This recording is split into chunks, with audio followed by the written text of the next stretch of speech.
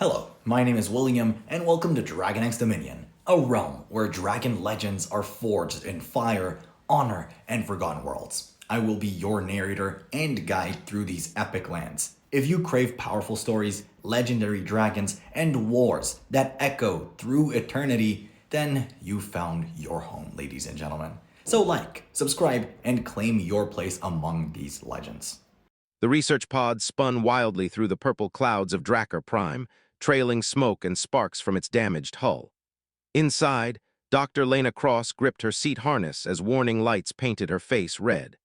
The main engine had failed during atmospheric entry, and now gravity was pulling her down faster than any safety protocol could handle. Metal screamed. The pod hit something hard, bounced, then slammed into frozen ground with a crunch that knocked the air from her lungs. Everything went silent except for the hiss of leaking coolant and her own ragged breathing.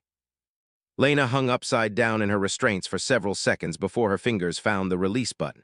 She dropped onto the crumpled ceiling and pain exploded through her left shoulder. Broken, probably. Her head throbbed where it had struck something during impact. Blood trickled warm down her temple. She crawled through the wreckage toward the emergency hatch. The metal groaned but finally gave way, and freezing air rushed in. Snow swirled around her as she pulled herself out into the wasteland. Mountains rose in every direction, their peaks hidden by storm clouds. The wind cut through her flight suit like knives. Lena knew the basics about Dracker Prime from the survey briefings. Dragon homeworld, extreme weather, thin atmosphere, not hospitable to humans without proper gear, and her gear was currently scattered across the inside of a destroyed pod. She stumbled away from the crash site, knowing the fuel cells might explode. Her breath came out in white puffs. Already her fingers felt numb. The cold was going to kill her long before any rescue team found this remote region. Through the snow, she spotted dark shapes in the mountainside. Caves. Shelter meant survival, at least for a while. Lena forced her legs to move, each step harder than the last. The broken shoulder sent waves of agony through her chest. Her vision blurred at the edges. The cave entrance loomed ahead like a dark mouth. She half walked, half fell inside, grateful to escape the wind. The temperature was still freezing, but without the wind chill, she might last the night, maybe longer if she was lucky. Lena collapsed against the stone wall, breathing hard. Her emergency beacon was back in the pod, useless now. She had a small medkit on her belt, but with only one working arm, treating herself would be difficult. The cave stretched back into darkness, and she heard water dripping somewhere deep inside. She must have passed out because when her eyes opened again, everything hurt worse. The cold had settled into her bones. Her teeth chattered uncontrollably. This was it. This was how she would die. Alone in a cave on an alien world, frozen solid before morning. Something moved in the darkness. Lena's heart hammered. She tried to stand, but her legs refused to cooperate. The movement came again, closer this time. Small sounds like scratching on stone. Three shapes emerged from the deeper shadows. Even through her failing vision, Lena could see they were not human. Low to the ground, covered in scales that caught what little light filtered in from outside. Wings folded against their sides, long tails dragging behind them. Dragons, baby dragons. The smallest one approached first, its scales a pale silver white that seemed to glow faintly. It tilted its head, studying her with eyes too intelligent for something so young. The second hatchling followed, its blue scales darker than the evening sky. The third was golden bronze, larger than its siblings, moving with careful steps. Lena wanted to laugh at the absurdity. She was dying in a dragon nest. Of all the ways this mission could have ended, she had never imagined this. The silver hatchling came closer, sniffing at her hand. Its breath was warm against her frozen skin. Then it did something unexpected. It curled up against her side, pressing its scaled body along her ribs. Heat radiated from it like a living furnace. The blue one chirped softly and nestled against her other side. The golden hatchling hesitated, then lay across her legs, its weight pinning her down but its warmth spreading through her frozen limbs. The shivering began to ease. Lena's breathing steadied as the hatchlings shared their body heat. She could feel their hearts beating against her, fast and strong. They were warm-blooded, she realized, not like the reptiles Earth dragons were often compared to in stories. Why were they helping her? Where was their mother? Lena's eyes adjusted to the dim light and she saw the broken eggshells scattered nearby. 3 eggs recently hatched, but no adult dragon guarding them. The cave floor near the eggs was stained dark. Old blood, days old perhaps. Something had happened here. Something that left 3 newborn dragons alone in the world. The silver hatchling made a soft sound, almost like a purr. Its small talons flexed against her jacket. The blue one tucked its snout under her arm. The golden one watched the cave entrance, alert even in rest. Lena's hand moved slowly, carefully, and touched the silver hatchling's head. The scales were smooth and warm. The creature leaned into her touch, eyes closing. Outside, the storm intensified. Wind howled across the mountain peaks. Snow piled up against the cave entrance. But inside, surrounded by 3 orphaned dragons, Lena felt her body temperature stabilize. The pain in her shoulder faded to a dull ache. Her eyelids grew heavy. She should stay awake, monitor for signs of concussion, watch for dangers. But exhaustion pulled at her, and the warmth of the hatchlings was too comforting to resist. As consciousness slipped away, Lena's last thought was simple and strange. These babies had saved her life. 3 creatures who should have seen her as a threat or a stranger had instead chosen to share their warmth. The hatchlings shifted closer as she fell asleep, their combined breathing synchronizing with hers.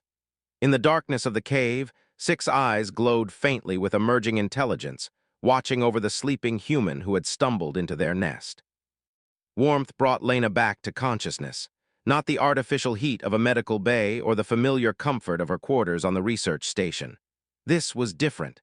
Living warmth pressed against her from 3 sides. Her eyes opened slowly. The cave ceiling curved above her, rough stone marked with scratches and scorch marks. Memory flooded back, the crash, the freezing cold, the 3 dragon hatchlings who had kept her alive through the night. She turned her head carefully. The silver-white hatchling was still curled against her ribs, sleeping peacefully. Its chest rose and fell with steady breaths. The blue one had its wing draped over her arm like a blanket. The golden bronze hatchling sat near the cave entrance, watching the snow that continued to fall outside. Lena shifted, testing her injuries. Her shoulder screamed in protest, definitely broken or at least badly dislocated. Her head still ached, but the bleeding had stopped. Bruises covered her body from the crash, but nothing felt life-threatening. The hypothermia had been the real danger, and these strange little creatures had saved her from it. The movement woke the silver hatchling. Its eyes opened, revealing irises of brilliant amber. It chirped softly and nuzzled against her hand. Up close, Lena could see the individual scales were edged with a faint iridescent shimmer. Beautiful. The blue hatchling stirred, yawning to display rows of tiny, sharp teeth. It looked at Lena and made a questioning sound, head tilted like a curious puppy. Lena sat up slowly, and all 3 hatchlings focused on her. Now she could see them properly in the daylight filtering through the cave entrance. Each was about the size of a large dog, with wings that seemed too big for their bodies. They would grow into them, she supposed.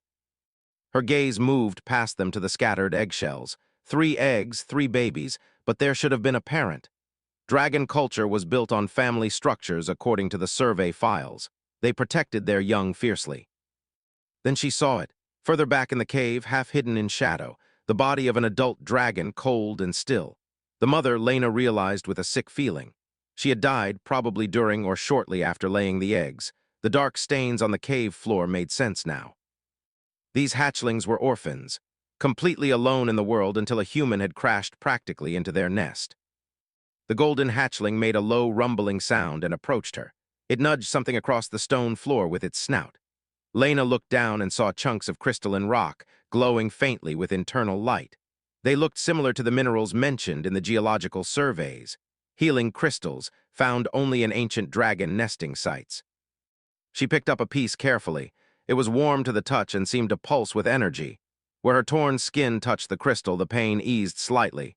Interesting. The silver hatchling chirped and pushed more crystals toward her.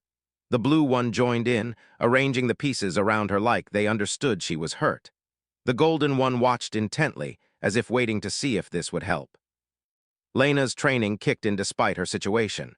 She used her good hand to fashion a crude sling from part of her torn flight suit, then positioned several crystals against her broken shoulder. The relief was immediate, not a complete healing, but enough to make the pain bearable. The hatchlings made pleased sounds and pressed closer to her. They seemed happy that she felt better. Lena found herself smiling despite everything. These creatures were showing more compassion than some humans. She had known. Over the next few hours, she learned more about her unlikely companions. The silver one was cautious and thoughtful, always watching before acting. The blue one was gentle and seemed to read her moods, chirping sympathetically when she winced with pain. The golden one was protective, positioning itself between her and the cave entrance whenever wind blew snow inside.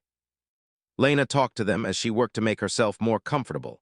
She dragged some dry moss from deeper in the cave to create a better sleeping area. The hatchlings helped, carrying mouthfuls of material and arranging it how she directed. She told them about Earth, about her work studying alien ecosystems, about the sister she had left behind when she joined the deep space program. The hatchlings listened, their intelligent eyes tracking her movements and expressions. Sometimes they responded with chirps or small gestures as if they understood more than she expected. That night, as Lena huddled in her makeshift bed with the healing crystals pressed against her injuries, the three hatchlings arranged themselves around her again. But this time it felt different, less like random warmth-seeking and more like a deliberate choice. The silver one settled with its head on her lap. The blue one curled against her side, making soft, contented sounds. The golden one lay across the entrance to the sleeping area, clearly standing guard. Lena stroked the silver hatchling's head gently. Her throat tightened with unexpected emotion. She was stranded on an alien world, injured and alone. Her research pod was destroyed. The rescue beacon was offline. She should be terrified. Instead, she felt an odd sense of peace. These three orphaned creatures had chosen to care for her just as she was trying to care for them. In this frozen cave on a hostile world, she had found an unlikely family. Outside, the storm continued to rage. Wind screamed across the mountain peaks. Snow piled higher against the rocks, but inside the cave, warmth and quiet breathing filled the space. The blue hatchling made a small sound in its sleep. Its wing twitched and brushed against Lena's arm. The silver one's eyes glowed faintly even when closed, a bioluminescence she had not noticed before. The golden one remained alert, watching the darkness beyond the cave. Lena closed her eyes, feeling safer than she had any right to feel. Tomorrow she would need to figure out. Survival, food, water, signaling for rescue, but tonight she would rest. The hatchlings shifted closer in the darkness, their warmth surrounding her like a shield against the cold world outside. 5 days had passed since the crash. Lena had found a small stream deeper in the cave system, which solved the water problem. Food was harder. She had emergency rations in her belt pack, but they would not last long. The hatchlings seemed able to eat the strange fungi growing on the cave walls, and they tried to share it with her. She declined politely after the first bite made her stomach rebel. The three dragons were growing fast. Already they were noticeably larger than when she first saw them. The silver one now reached her waist when it stood on all 4 legs. The blue one's wings were developing rapidly, the membrane strengthening daily. The golden one was the biggest, its claws showing the promise of future size and strength. Lena had started calling them by names. Sterling for the silver one because of how his scales caught the light. Cobalt for the blue one after the deep color of his hide. Aurelius for the golden one, a name that meant golden in an old Earth language. They responded to the names. More than that, they seemed to understand her words. When she asked Sterling to bring water, he did. When she told Cobalt she was cold, he pressed closer. When she warned Aurelius about sharp rocks, he avoided them. This was more than animal intelligence. These hatchlings were learning language at an impossible speed. On the 6th day, Lena's fever started. The broken shoulder was infected despite the healing crystals. Her body shook with chills even wrapped in moss and surrounded by 3 warm dragons. Sweat soaked through her clothes. Her vision blurred and doubled. She tried to stay awake, knowing that sleeping during a high fever could be dangerous. But exhaustion pulled at her like a physical weight. The hatchlings chirped with distress, bringing more healing crystals and pressing them against her burning skin. Lena's eyes closed. She mumbled words that made no sense, talking to people who were not there. She called for her sister. She recited star charts from memory. She apologized to her research team for failing the mission. Sterling, Cobalt, and Aurelius huddled close, their young minds struggling to understand what was happening to the human who had become their world. They had imprinted on her, bonded in a way that went deeper than conscious thought. This warm, gentle creature was theirs to protect. In her delirium, Lena cried. She whispered about dying alone, about never seeing home again, about regrets and missed chances. The hatchlings heard every word, and something changed in them. Sterling moved first. He placed his small taloned paw over Lena's hand where it rested on the cave floor. His eyes began to glow brighter, that bioluminescence intensifying until it lit up the cave. Cobalt understood immediately. He added his paw to the pile, his eyes glowing the same brilliant amber. Aurelius hesitated only a moment before joining, his larger paw covering both his brothers. The words came to them from somewhere ancient and deep. Knowledge passed down through dragon genetics, awakening now in these orphaned babies. They spoke together in the dragon tongue, their voices high and clear. The words were a promise, a vow, a sacred oath sworn over one who could not hear or answer. They pledged to protect this human, to stand by her against any threat, to call her family and mean it with everything they were or would ever become. The cave responded to their oath. The healing crystals flared to life, bathing everything in golden light. Energy flowed from the ancient nesting ground itself, recognizing the sincerity of the vow. This was no casual bond. This was family sworn in the oldest way dragons knew. The light wrapped around Lena like a cocoon. Her fever broke instantly. The infection in her shoulder dissolved. Color returned to her pale face. Her breathing steadied and deepened into true restful sleep. The hatchlings kept their paws stacked over her hand until the light faded. Then they curled around her protectively, their first words spoken, their oath given. They would grow strong. They would learn to fly and fight and speak with the eloquence of their ancestors.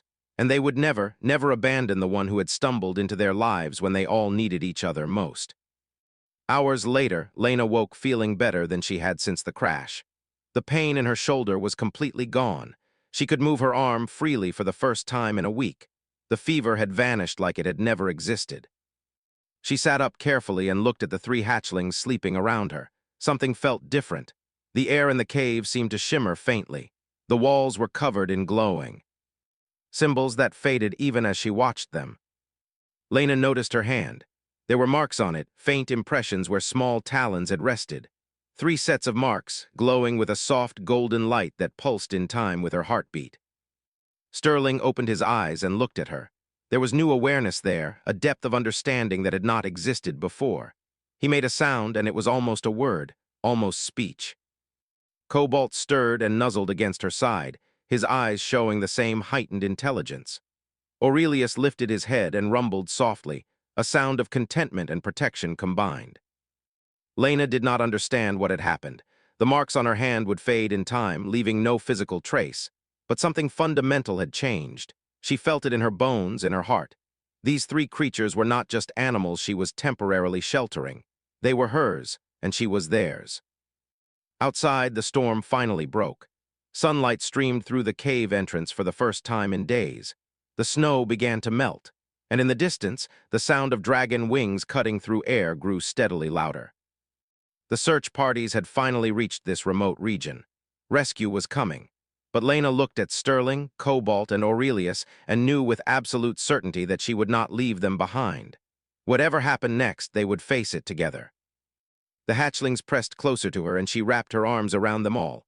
Her family, strange and impossible but undeniably real. The dragon elder landed at the cave entrance with enough force to shake loose rocks from the ceiling. Elder Dravos was massive, his bronze scales scarred from centuries of life. Behind him, 3 younger dragons circled in the sky, part of the search team that had been looking for signs of the crashed human vessel. Lena stood at the back of the cave with Sterling, Cobalt, and Aurelius pressed against her legs. The hatchlings had their wings spread defensively, making themselves look bigger. Their eyes glowed with warning. Dravos folded his enormous wings and stepped into the cave.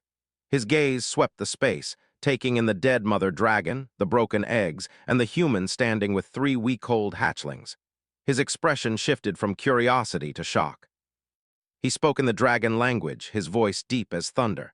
The hatchlings responded immediately, their high voices forming words that made the elders' eyes widen further. They were speaking. Hatchlings their age should barely be able to chirp simple needs. Lena understood none of the words, but she understood the tone. Dravos was demanding something. The hatchlings were refusing. The conversation grew heated. Finally, Dravos switched to the common galactic language. His accent was thick but understandable.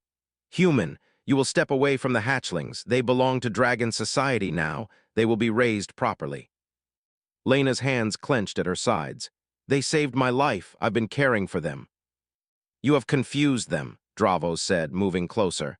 They have imprinted incorrectly. This can be corrected, but you must not interfere. Sterling hissed, actual fire sparking between his teeth. Cobalt and Aurelius moved to flank their brother, forming a barrier between the elder and Lena. Dravos stopped, staring at the display. Impossible, he muttered. They defend you. I told you, Lena said quietly. We've been taking care of each other. The elder's gaze sharpened on her. He stepped closer and the hatchling's growls intensified. But Dravos ignored them, focusing on Lena's hand. He saw the marks there, the faint golden glow that had not completely faded. His entire body went rigid. When he spoke again, his voice had changed. Show me your hand. Lena extended her arm. Dravos examined the marks with an expression she could not read. He looked from her hand to the hatchlings, then back again. His wings rustled with agitation. They swore the oath, he said, more to himself than to her. 3 hatchlings, barely aware, swore the sacred oath over a sleeping stranger. What oath? Lena asked. Dravos sat back on his haunches, his massive form filling half the cave. The oldest promise dragons can make, family bonds sworn over one who cannot speak acceptance. It cannot be broken without killing all parties, and it has not been performed in over 300 years. Lena felt the blood drain from her face. I did not ask them to do anything. Oaths are not asked for, they are given freely or not at all. Dravos looked at the hatchlings with something like respect. These 3 chose you. Somehow they knew what they were doing despite their age. One of the younger dragons from outside poked his head into the cave, speaking rapidly in the dragon tongue. Dravos responded sharply, and the younger dragon retreated. This complicates everything, the elder said. The High Council must decide. You will come with us to the capital, all of you. The flight to the dragon capital took hours. Lena rode on Dravos's back, secured by harnesses the search team had brought. Sterling, Cobalt, and Aurelius flew alongside, their young wings working hard to keep pace with the adults. They refused to be separated from her, staying close enough that she could see their determined faces. The capital was carved into the side of an enormous mountain. Thousands of dragons lived there, their homes built into the cliff face. Landing platforms jutted out at various heights. The architecture was stunning, all curves and flowing lines that worked with the natural rock. They landed on a platform near the summit. Dragons of all sizes and colors stopped to stare at the unusual group. A human with 3 hatchlings. Word spread fast. The High Council chamber was a vast circular room open to the sky. 12 elder dragons sat on raised platforms around the edges. At the center, a space had been cleared for Lena and the hatchlings. The council members spoke among themselves in dragon tongue. Lena caught concerned looks, angry gestures, and pointing in her direction. Sterling stood on her right, Cobalt on her left, and Aurelius directly in front of her. They had not left her side since landing. Finally, the eldest dragon present called for silence. Matriarch Silverwing was ancient beyond measure, her scales more white than silver now. She had been alive when dragons first made contact with other galactic species.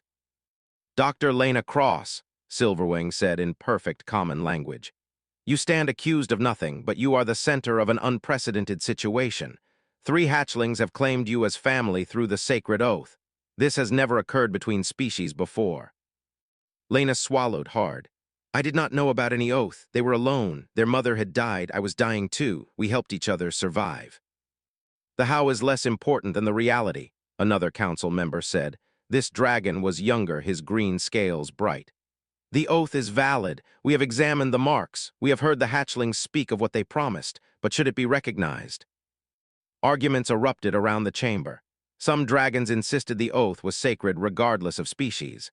Others claimed it was a mistake, that hatchlings so young could not truly understand what they had done. A few suggested breaking the bond would be kinder in the long run. Sterling suddenly stepped forward and spoke in dragon tongue. His voice was clear and firm despite his age. Cobalt joined him, adding his own words. Then Aurelius, his deeper voice carrying weight. The chamber fell silent. Every dragon stared at the three hatchlings who had just defended their choice with eloquence that should have been impossible. Matriarch Silverwing's eyes gleamed with something that might have been approval. She settled more comfortably on her platform and fixed Lena with an intense stare. "Tomorrow you will undergo the trial of hearts," Silverwing declared. "If you pass, the bond will be recognized by all dragon society. If you fail, the hatchlings will be taken and raised properly, and the oath will be considered void due to their age." Lena's heart hammered. "What is this trial?" "You will face 3 challenges that test the core virtues dragons value above all others: wisdom, courage, and honor." Silverwing's tail swished slowly. "Prepare yourself, Dr. Cross. Your family depends on what happens tomorrow." The trial of hearts began at dawn. Lena stood in the center of the council chamber with Sterling, Cobalt, and Aurelius beside her. The hatchlings had wanted to face the challenges with her, but the rules were clear. She had to do this alone. Matriarch Silverwing rose from her platform. "The first challenge tests wisdom. You will be presented with a scenario that has no perfect answer. We will judge not your solution, but your reasoning." A holographic display appeared in the air, showing a dragon colony facing resource shortages. 2 clans needed the same water source to survive the dry season. One clan was larger and had more young to feed. The other clan had been there first and had built their homes around the water. Both had valid claims. "How would you resolve this?" Silverwing asked. Lena studied the projection carefully. This was clearly designed to test whether she understood dragon values. Strength, tradition, family bonds.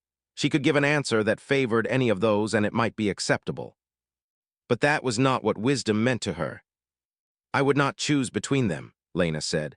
"I would ask both clans to work together to find more water, use the larger clan's strength to dig deeper wells, use the other clan's knowledge of the land to locate underground.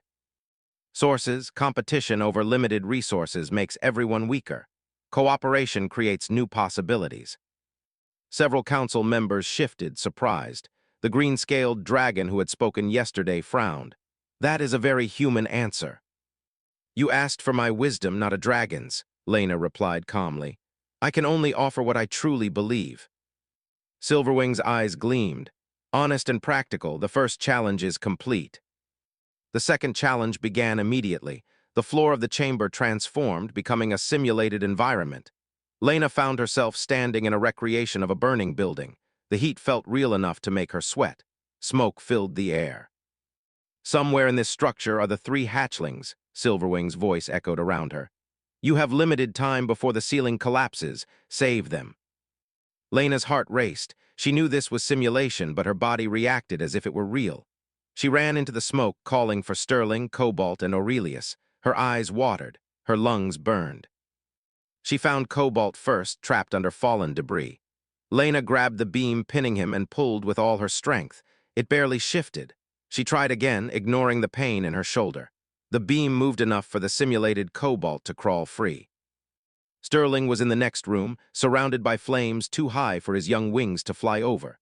Lena tore fabric from her shirt and wrapped it around her hands. She created a path through the fire, kicking burning materials aside and stomping out flames. Aurelius was on the 2nd floor. The stairs had collapsed. Lena looked around frantically and spotted support beams that might hold her weight. She climbed, fingers bleeding from splinters, until she reached the golden hatchling. The ceiling groaned. Cracks appeared in the structure. Lena grabbed Aurelius and jumped, landing hard on the 1st floor. She ran for the exit, the hatchlings following. Behind her, the building collapsed with a roar. They made it out with seconds to spare. Lena collapsed on the ground outside, gasping for air. Then the simulation ended and she was back in the council chamber. Her hands were not bleeding. The smoke was gone, but her heart still pounded like a drum. "You did not hesitate," Silverwing observed. "You put yourself in danger without a second thought. That is courage." Lena stood on shaky legs. "They are my responsibility. Of course I would save them." Many would have calculated the risks first, measured their own safety against the hatchling's value. The matriarch's tone was approving. "You simply acted. The second challenge is complete." The final challenge was the hardest. Silverwing looked at Lena with ancient, knowing eyes. "Now we test your honor. I will ask you 3 questions. You must answer truthfully, even if the truth costs you everything. Did you know about the sacred oath before the hatchlings swore it?" No, Lena said without hesitation. I was unconscious with fever. I knew nothing until I woke and saw the marks on my hand. If you had known, would you have stopped them?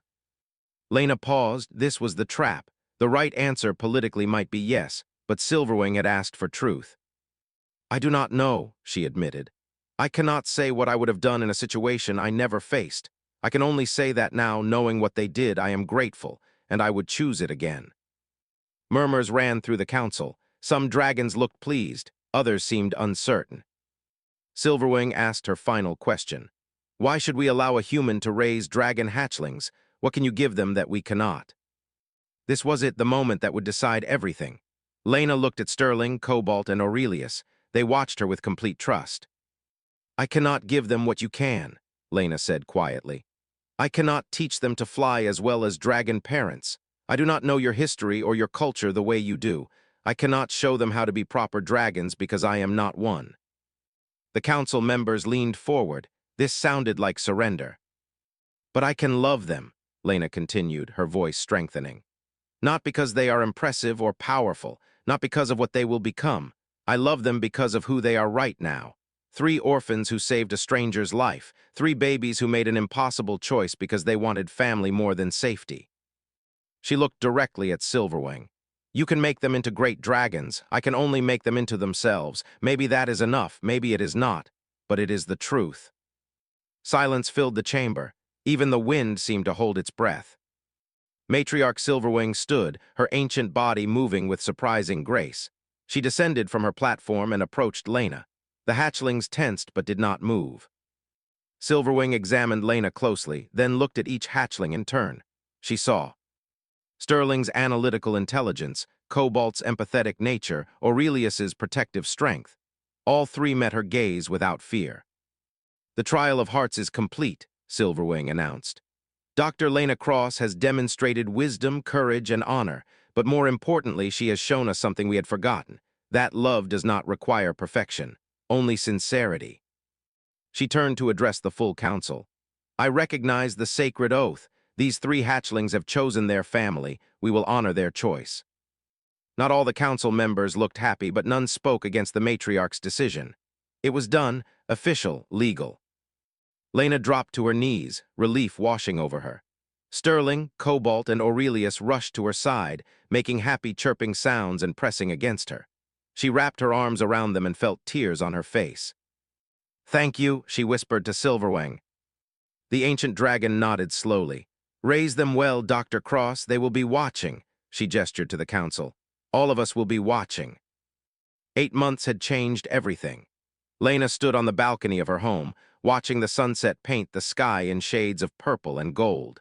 The house was built at the border between dragon territory and the human settlement, a physical symbol of the bridge she and her sons represented. Her sons, the thought still filled her with wonder.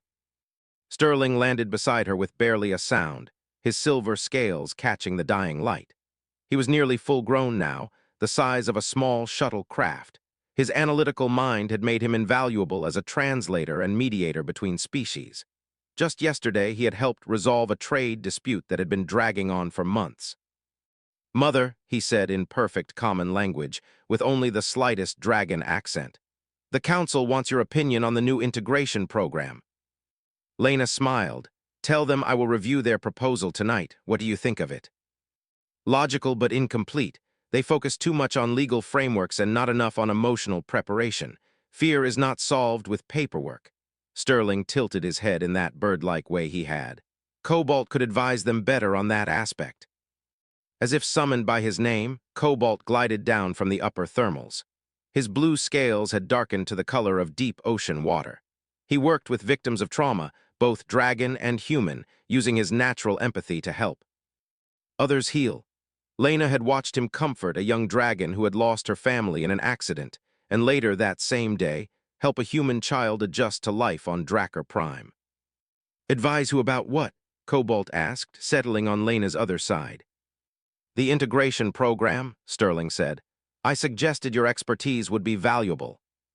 Only if they actually listen this time. Cobalt nuzzled against Lena's shoulder affectionately. How are you feeling? You were up late working again. Lena laughed. I am fine, stop worrying. Someone has to, Aurelius rumbled as he landed on the platform below. He was the largest of the three, his golden bronze scales now marked with ceremonial patterns from his work with the Joint Security Forces.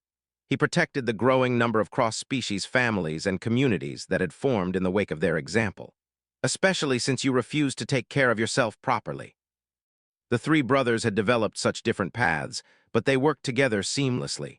Sterling's logic, Cobalt's empathy, and Aurelius's strength complemented each other perfectly. Watching them had taught Lena more about cooperation than any textbook. A communication device chimed inside the house.